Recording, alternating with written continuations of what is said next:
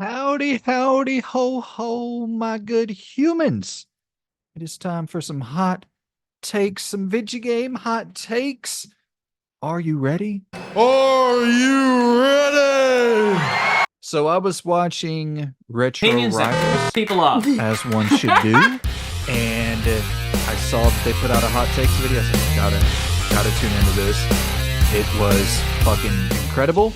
Loved every second of it, and I was like, damn.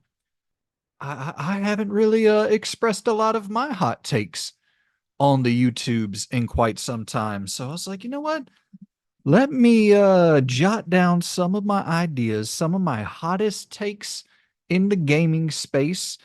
And so I got to write and got to jotting shit down. And I got a big list here. I'm going to try to limit it to 10, and maybe we'll do a part two, a part three, a part four. How many? I'm sure I could go on and on with these damn things. I got a lot of opinions that probably aren't the wisest, or probably don't fall in line with the majority. So I could see this being an ongoing series for years and years. And hey, hit me in the comments down below with some of your hot takes. I would love to incorporate those into a video at some point as well, kind of like looking over what you guys think are hot takes. So yeah, let me know if y'all enjoy it. We'll run it back. But let's not delay the inevitable. Let's get into the hot takes. I don't really have these ordered in any particular, like, from spiciest to least spicy. So we're just gonna kind of run with this thing and see how it goes. And I'll kick it off with a recent one. I think Starfield is genuinely a fantastic video game. I really, really enjoy it. It's not one of those things where I don't understand people's criticisms with Starfield. I think a lot of people were looking for an experience out of Starfield that just wasn't there. You know, this kind of free roam, explore anything, go anywhere, be anyone. Like, but the curated, sort of more guided path, which I know people don't go to Bethesda games looking for, was actually really damn good. Like the main storyline, I thought was incredible. The faction quests I thought were incredible. The UC Vanguard and the Crimson Fleet and just all that shit I really, really enjoyed with Starfield a lot. And I think it's just the best gameplay, best moment to moment gameplay we've ever seen from a Bethesda game, which, granted, maybe not the highest of bar to get across there, but it I don't know. I really, really loved Starfield. Like I think about going back and playing it all the time. I can't wait for Shattered Space later this year. I'll be there day one checking that shit out. Any excuse to get back into Starfield, I'm willing to use that excuse card. All right, so I'm gonna move these around. Let's actually stay kind of same in that same space, in that similar Xbox-ish space. And this might be the opinion that is the most spicy on the list. I don't know. Let me know what you think. But I think Xbox, Microsoft, from a business standpoint, should do away with day one games on Game Pass. Day one first party games, I don't think that's going to work out. I don't think it's viable. I don't think it's profitable. I don't think it's sustainable. All those words that have been thrown around, like, hey, I'm not a fucking multi-billionaire running a multi-trillion dollar corporation or whatever. So I sure, we can trust those guys, but we also got to know those guys lie through their teeth non fucking stop. And it just, when you see what is like a $5 price hike recently, something like that, for Game Pass Ultimate, it seems that they know they have their 30 million, 20 million captive Game Pass Ultimate subscribers that have been there, will remain there. But that whole idea of, wanting to lock in, what was it, like 100 million people at $15 a month, like that, it just, it's not going to happen. Call of Duty is going to come out this year. It's not going to move the needle enough. Nothing is going to move that needle. I don't think the subscription service model in the same, it's never going to become as ubiquitous or mainstream as like a streaming service for music or for, Netflix. It's just, it's not the way that people consume video games. I don't really believe in the viability of that subscription service model in the way that it's currently set up. Don't get me wrong. I will happily continue using Game Pass Ultimate until the wheels fall off. They could raise that shit up another $10 and I'd probably stay there. I get so much value out of that service. But also, in terms of day one, first party games, what do we get, on average a couple a year? I know that cadence is really about to pick up in a big way with the Activision and Bethesda purchases, and we're gonna really start to see the fruits of that labor in a much bigger way. But still, a few games a year, really what I stay subscribed to Game Pass Ultimate for in terms of day one content is the indies. I'm constantly jumping in and checking out different indie games like Dungeons of Hinterberg, and not necessarily indie, but in the double A space, the Flintlock and the Kinitsugami, but Dungeons of Hinterberg and really games of that ilk is what I'm usually the most curious about. Games that I wouldn't really ever think about buying if I'm just being totally honest, especially not for, I don't know, 30, $40. Like, no, I'm not gonna check that out. But as just a download that comes quote unquote free with my subscription service, fuck yeah, I'm willing to check it out. And if I don't like it, nothing is lost. Like no harm, no foul, kind of like renting a game back in the day at Blockbuster. But then you get something like Dungeons of Hinterberg, which is maybe my game of the year right now. It's fucking amazing, just an incredible video game. So for me, like I would love to be in a world where the day one first party stuff you paid $70 for it and you just pick the ones you want to pay for. And then if that money for Game Pass could then kind of shift a little bit more towards the indie direction, and Microsoft goes out and funds or pays for day one access to these indie games like a Dungeons of Hinterberg, like As Dusk Falls or The Ascent or games of that ilk. I'd love to see Game Pass just become that, and then classic catalog titles that are 2 years old, 3 years old, first party games from Bethesda and Activision and all of Xbox first party studios. I would be totally cool with that. All right, last Xbox hot take, and then we'll hop to the other shit. I think this is my last one, if I'm not mistaken. But I I don't think Xbox or Microsoft should have ever stopped paying for third party exclusives. Like all the shit that they got back in the day for doing it during the 360 era with like the Rise of the Tomb Raider and BioShock back in the day, and then to a lesser extent Mass Effect, and because they already had that previous working relationship with BioWare for like KOTOR and Jade Empire and shit like that in the original Xbox days. So there was that built-in association. But yeah, they got a lot of heat for going out and acquiring these exclusive games that they didn't really build internally, but acquired to be day one exclusive, and then a couple years down the road, PlayStation would get them. I don't think they ever should have stopped that. I think that's how you build brand recognition, having like big must play titles that are exclusive to your console. I know that we're kind of getting into a day and age where exclusives might not matter quite as much. I still think that statement's a little bit crazy. Like if you're investing billions of dollars to produce this console, you got to have a reason to get people in the door to buy your console. And then once they're in your console ecosystem, you're getting a 30% cut of every single game that is sold on your digital storefront. And like, there's an incentive to get people in the door. Otherwise, you wouldn't be, wasting billions of dollars to create these consoles. It's the software that makes people, it's the software that makes a console a must buy.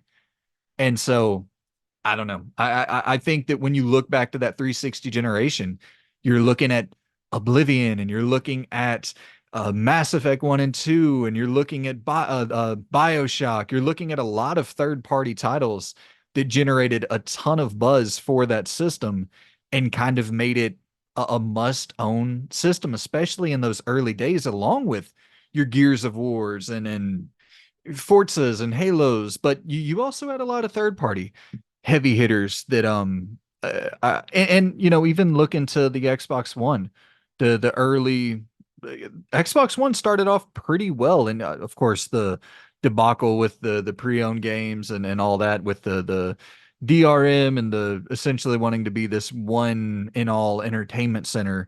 But in terms of sales, there was a pretty good carryover from 360 to Xbox One, and then the sales just really came to a halt later in the generation. But you know, that's you have your Dead Risings and your Rise of the Tomb Raiders, and you had a lot of third party Sunset Overdrive, you know. So yeah, I guess that's a long-winded way of me saying spend some damn money to get some third-party exclusive content to make your console a must-own. I'm fucking giving advice to multi-billionaires running these super successful companies from the comfort of my own single wide trailer. All right, so my next hot take, another slightly spicy one. I think the worst thing about modern gaming is the fan base. And I don't mean the overwhelming majority of video game fans and video game players out there, but there is becoming a larger and larger amount of people who do not play games hardly at all, but discuss games almost endlessly and have to have some opinion about fucking everything, some opinion about every single game, latch on to every single controversy and boost it out to their audience. And then this is, you know, a major problem in the content creation space, but it's the thing now. Everybody is a damn content creator with their Twitters or with Reddit or with however they're speaking to. It's creating some content to be consumed and discussed and talked about and like, but it, and you could just say it's the that's just sort of the digital age that we're in. And then, you know, anytime that you allow everyone to have an opinion, you're going to have a lot of really bad opinions out there. And it's your job to sort of sift through the bad shit to find something that is more suitable or meets what you're looking for as a consumer. But I think we can all agree that it's almost impossible to avoid some of the shitstorm of like uh just I guess for pun intended here, hot takes just for the sake of hot takes and just controversy for the sake of controversy and bitching for the sake of bitching and outrage for the sake of the clicks. And it's like it really is a like a wasteland that you're trying to avoid. And I'm not saying that there's believe me, there is a lot wrong with modern gaming, but I think up there with any of the biggest problems with the monetization, with the broken games on day one, fucking annoying video game fans are right there at the top of that list. People who just bitch endlessly and you know, I hear the nonstop complaints about the state of modern gaming when it's like, dude, you got Elden Ring and Baldur's Gate 3 and you know, all the Tears of the Kingdom and just all these heavy hitter juggernauts in the past couple years that are like definitively top 25, top 30 games ever made. You know, your Witcher 3s and your Red Dead 2s. It's like, dude, we've had so much good shit over the last decade. Not saying you can't bitch, not saying you can't complain. I bitch and complain nonstop on this damn channel. But if that's all you're doing, if all you're engaging with is the negativity, it's like you're missing so much good shit. And another thing like that really bothers me is and I've seen this more than I've ever seen it in my life, where before a game comes out, people are already like you get the feeling that people are ready to hate this game or go into it hating it or like wishing for it to fail, which is a really bizarre sentiment. And then you're seeing it a lot like right now.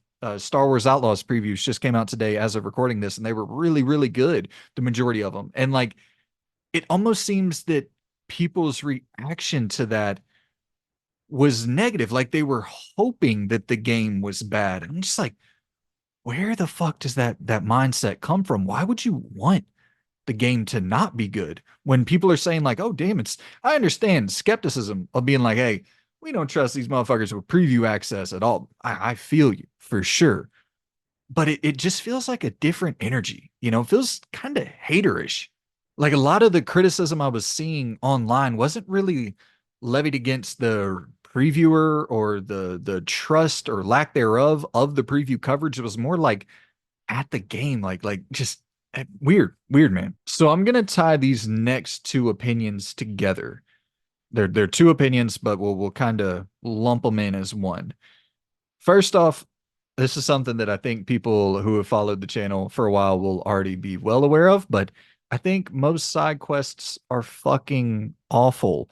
And I think that, I don't think this is even really that hot of a take anymore. I think for years and years, decades and decades, that would have been a hot take, but I think we are kind of coming to the point where it's like, okay, yeah, we are a little bit tired of the bloat and the needless go pick up these flowers and go kill these 45 enemies so that we can like all the mindless engagement for the side content that gives you really no narrative interesting threads to pull at or no real interesting gameplay segments to see. I think that I don't think that's as hot of a take. So we'll throw that one to the side. I just don't think most side quests are good. I think a lot of them actively waste your time. And yeah, I'm very much in the camp of if it's not giving me something new narratively or a new gameplay mechanic to mess around with, just fucking cut it. I don't need hours for the sake of hours. I'd much rather play a 20-hour open world game where everything felt substantial and significant than to play a 70-hour game where 20 hours felt substantial and significant. You're still getting 20 hours of enjoyment, but that extra 50 hours of filler, I can do without. And I guess I can add that into the sort of hot take pool as well. I will happily pay $70, the same amount of money for, a 30-hour Assassin's Creed as I will for a 100-hour Assassin's Creed. Happily. Shit, I'll happily pay if Assassin's Creed, if we saw a trailer for the next Assassin's Creed and it was just fucking beautiful, like you could tell they really went to the drawing board and really went all out on the motion capture and the animation and just the quality was excellent, the gameplay looked excellent, and they said, but here's the caveat. To get our character models from looking like absolute dog shit, we had to cut this game back to 10 hours. Sure. I'll pay $70 to take that adventure opposed to your typical, and I'm a Ubisoft fan, but I would take a 10-hour guided Assassin's Creed adventure opposed to something like Valhalla, even if they're both $70. I'd rather high quality 10 hours of content than 100 hours where 70 of those hours, 80 of those hours are mindless, filler, boring as shit. So my kind of tie-in hot take to the 99 or 90% of side quests are bad take is that I I think this is hard to get out the way I want to get it out, but I think that in modern gaming, most 90% of the best modern games are open world games. But there are too many mediocre or average developers attempting to make open world games. So it feels like, and I experience this as well. I love open world games. It's, one of my favorite subgenres or whatever. I love exploring a sandbox. But I even feel serious open world fatigue. And I think it's because I have some interest in checking out, and I'm not trying to call out any developer directly. I mean, it's incredible that these games are even able to be released, but something like Rise of the Ronin releases, and I know a lot of people really, really enjoy that game. But for me, that open world, like that style of open world just starts to grate on me, where it just feels so uninteresting to me personally. And I think we see a lot of developers who maybe aren't those S tier developers creating open world games because it's like that's the craze. We got to make these open world games that are just plains of never-ending nothingness. And hot take again here, Final Fantasy VII Rebirth kind of falls into that camp for me where I think a lot of the worst parts of that game are the more open-ended segments, the more non-linear, non-direct, non-on rails, non like very specifically narrative focused sections. I think those are the worst parts of Final Fantasy VII Rebirth. I don't think it's a good open world design. I don't think the design of the open world is really good in that game. So it is really this weird thing where it's like almost all modern games, rather it be, as we talked about earlier, your Baldur's Gate, your Elden Ring, your Red Dead Redemption 2, your, Cyberpunk, the list goes on and on. Almost all of your really, Tears of the Kingdom, Breath of the Wild, like almost all of your really great must play, best of the generation, best of the decade, on and on. Grand Theft Auto 5, like almost all of the best modern games are open world games, but somehow we still have this open world fatigue. It's a really bizarre thing. And I think it is because although almost all of the best modern games are open world games, there are so many average at best developers trying to create games in that genre who don't do it nearly as well as those top dogs of the industry. And I think it just creates a sense of you know open world fatigue. It's a really bizarre thing, and I think it is because although almost all of the best modern games are open world games, there are so many average at best developers trying to create games in that genre who don't do it nearly as well as those top dogs of the industry. And I think it just creates a sense of you know open world fatigue, and you start to feel that bloat kind of creep into a lot of those maybe B and C tier developed open world games because yeah, you're filling your environments with a bunch of shit that nobody's really that interested in doing. And you know what? We'll stay right there with Final Fantasy VII Rebirth for a second because I, I might be totally alone on this island, but I think Cloud as a character is like far and away, by far, the least compelling plot point of that game. And granted, I've only played remake and rebirth. I don't have the knowledge of the original game, so maybe it's leading up to this final act, and it'll all come together. And I'm like, oh, now I see why you're so aloof and so seemingly uninterested in these two hot chicks who are dying for your attention, and like he's just so just aloof, like so apathetic to everything around him. And I don't know. I just have no interest in that character whatsoever. Tifa and Aerith and Barrett and all of these other characters are so compelling to me, but Cloud is just like, dude, I do not like fucking Clive from Final Fantasy 16. I'll take him 100 times out of 100 over Cloud. But granted, we won't throw this one officially on the hot take grill today because they maybe can pull it together in the third act. But if it takes you whatever 80 hours to make this character compelling, I think that's kind of a problem. And you know what? While we're talking about Cloud here, these transitions are seamless, man. Cloud gaming, don't think it's going to work. I don't think it's going to work for like I've heard people talk about, in 3 to 5 years and 5 to 10. I don't see it. 20 years, 30 years, cloud gaming take off. Sure. I can see it at that point. I think we're so far away from the majority of the world having internet speeds that are even somewhat close to being able to run cloud games consistently and seamlessly. See, that's the thing is like you might experience a game via cloud gaming and you're like, damn, this is really solid. And then the next day you go back to it's like, dude, this is absolutely awful.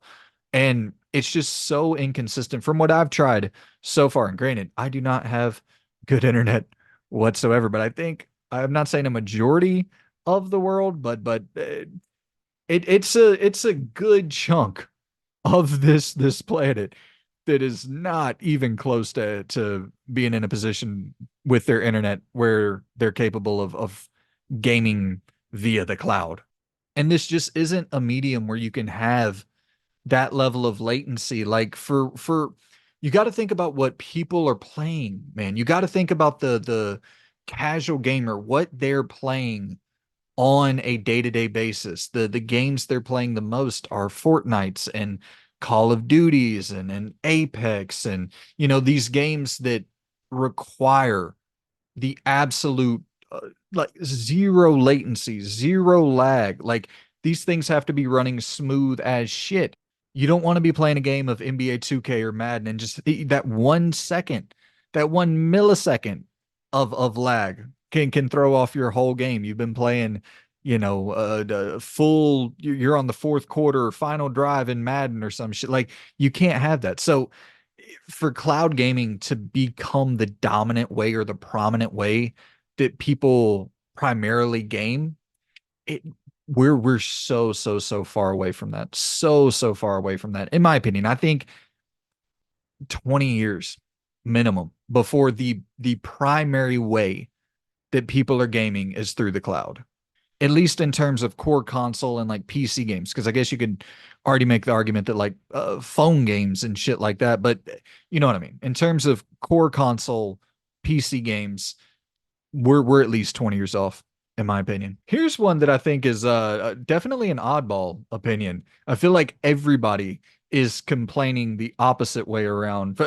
So the hot take opinion, unpopular opinion, whatever you want to call it, is that I think Xbox achievements are more fun and more like interesting than the PlayStation trophy system. I really like having that one number that accumulates and grows over time, opposed to having, the like platinums be the focus.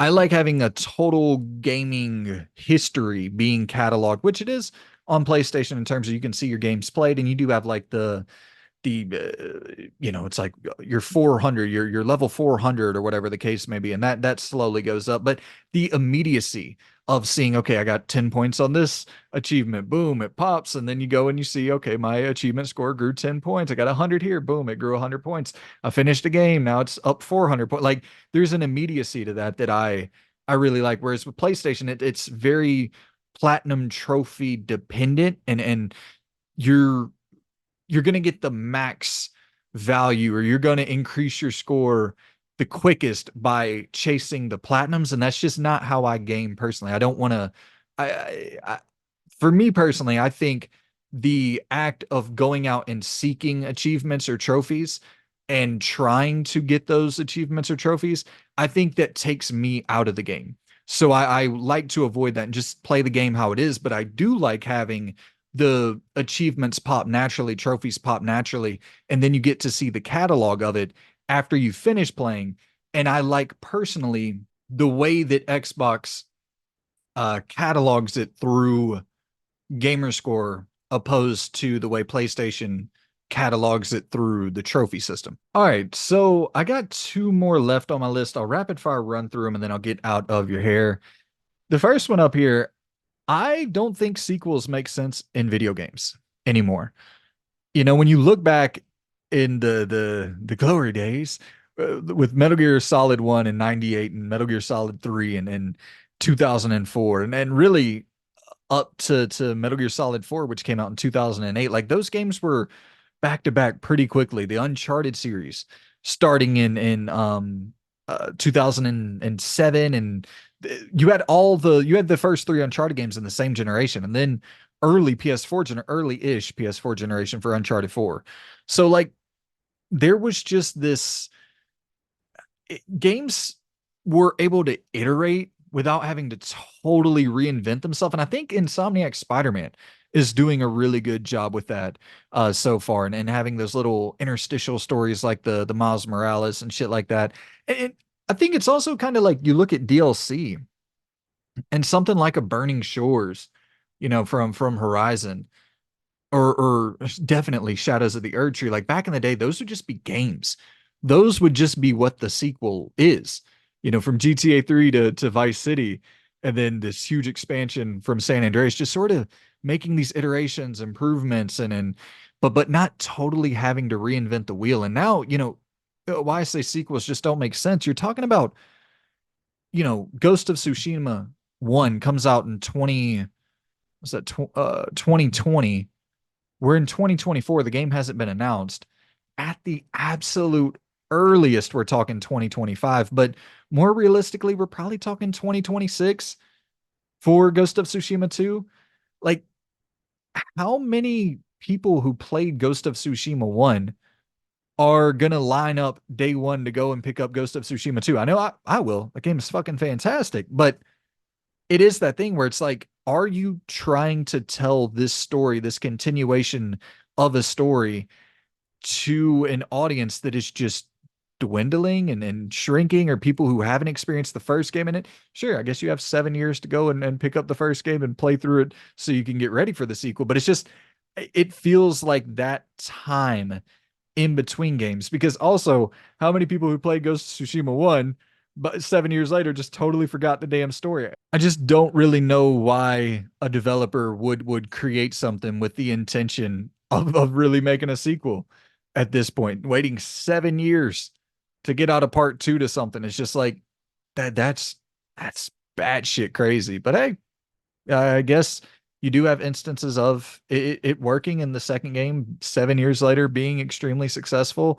So even Last of Us 2013 to 2020. So I think Last of Us 2 sold better than The Last of Us 1. I could, you can correct me on that, but yeah, I could definitely be wrong. But it does seem like the idea of a sequel in games at this point, having to wait 7 years for a sequel, it's just like, that's fucking crazy. All right, last unpopular opinion, and Ghost of Tsushima is actually a really good transition point from this, but I think Ghost of Tsushima's the UI and open world design was so intelligent that this complaint doesn't necessarily apply. But my hot take is that game open world games should always have quest markers, at least as a feature that you can turn on. Give me a damn waypoint system. Tell me where to go. Give me my objective markers. I love that shit. I want that shit in all of my open world games. It doesn't break my immersion whatsoever. I know I'm playing a game. I don't think I'm actually living in the fucking world. I don't need that shit. I'm happy to be here playing your video game. But tell me where to go to find the good shit. That is my number one guaranteed 100% success rate. It is my number one reason I'll put a game down. I will not stumble and bumble around your world trying to figure out where to go, trying to figure out what fun shit to do. Where's the interesting shit? You tell me, I'll go do it. That's my agreement. As soon as I pick up the game and I'm signing the damn dotted line, my agreement is, hey, you tell me where to go. You tell me where the good shit is. I'll go find it and have fun doing the good shit. But I don't want to go around for like this. You hear all the time, like the sense of wonder, and I've probably used that phrase as well. But the sense of wonder in a whatever game where you're just roaming around and you have no idea where to go. Fuck right off. That shit is so irritating to me. I don't want to wander around lost. Did you put cool shit in this open world? Then let me go find it. Let me go engage with the cool shit. Do you have a good story to tell? Well, let me go experience the good story that you have to tell. I don't want to be fucking roaming around trying to climb a damn mountain that gets me nowhere for the 700th time. So yeah, location markers, quest objectives, waypoint systems, litter my map with those bad boys. I want them all over the damn screen. I want my immersion totally broken all over the screen. Tell me where the cool shit's at, and I'll go do it. So that is going to wrap up my hot take trials. I hope that you all enjoyed, and hit me in the comments down below with your hot takes once again. If you enjoyed the video, let me know and I'll do a part two, and I'll include some of your hot takes into the mix as well. But yeah, go check out Retro Rivals hot takes video if you haven't already. I'll link it in the description below. And yeah, that's it for me. Appreciate y'all for tuning in, and I will see you all very, very soon. Goodbye.